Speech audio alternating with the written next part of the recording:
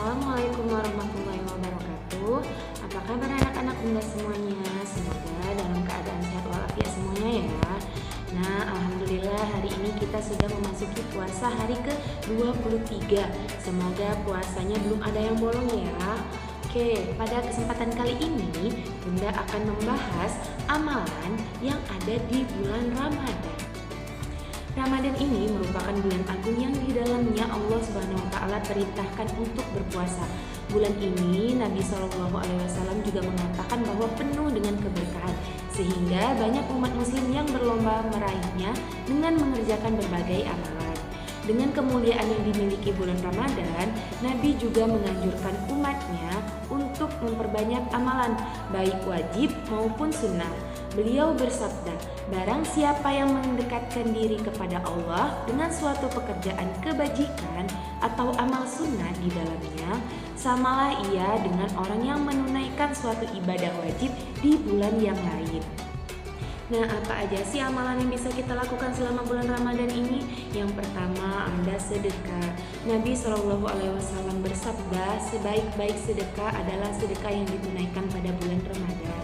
Kemudian yang kedua, ibadah malam atau qiyamul lail dapat berupa salat tahajud, tadarus Al-Quran, berzikir dan juga berdoa.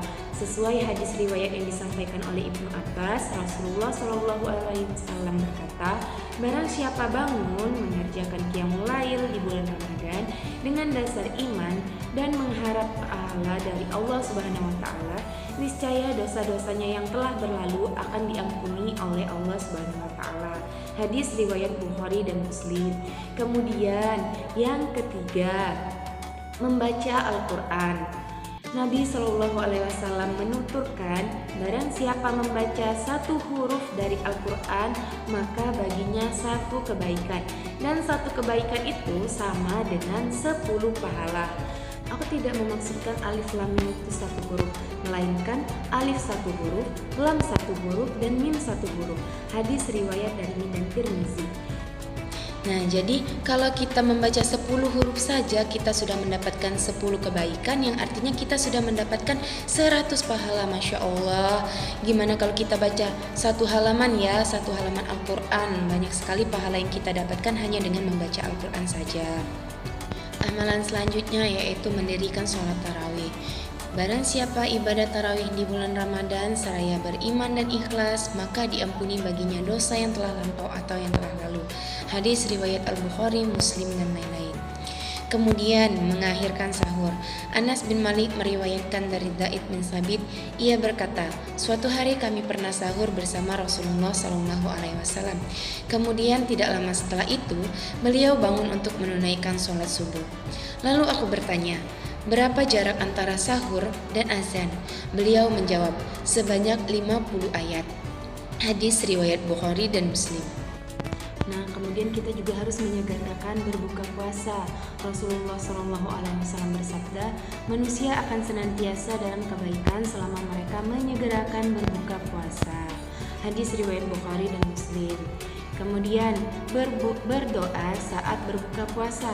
Abdullah bin Amr bin As berkata, aku mendengar Rasulullah SAW bersabda, sesungguhnya bagi orang yang berbuka puasa ketika ia berbuka, doa yang dipanjatkannya tidak akan ditolak. Hadis riwayat Ibnu Majah.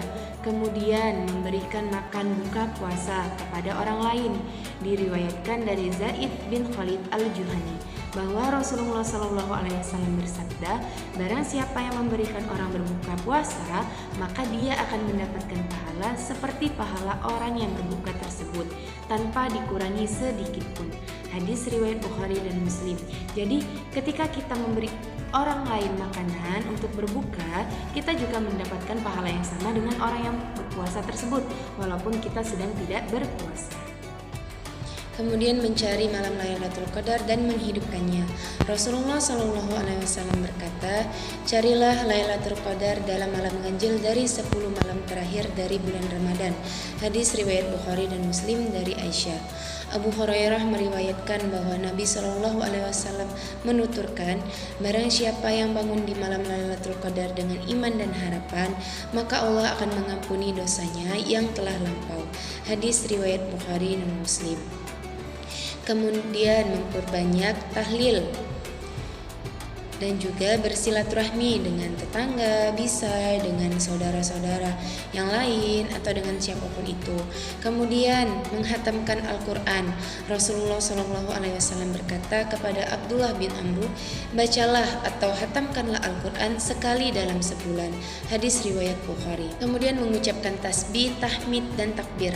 Abu Hurairah meriwayatkan bahwa Nabi SAW bersabda, barang siapa yang bertasbih kepada Allah sebanyak 33 kali, bertahmid kepada Allah sebanyak 33 kali, dan bertakbir kepada Allah sebanyak 33 kali, maka semuanya berjumlah 99.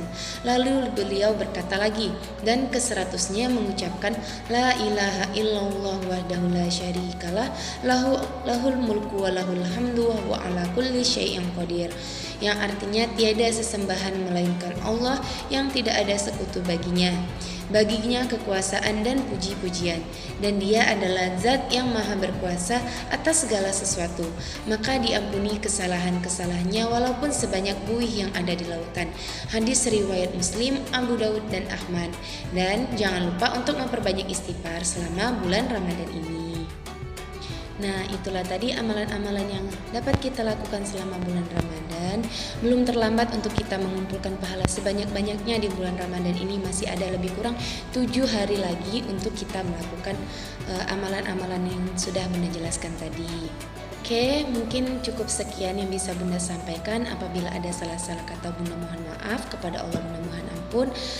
Bunda akhiri, wabillahi taufiq wal hidayah. Wassalamualaikum warahmatullahi wabarakatuh.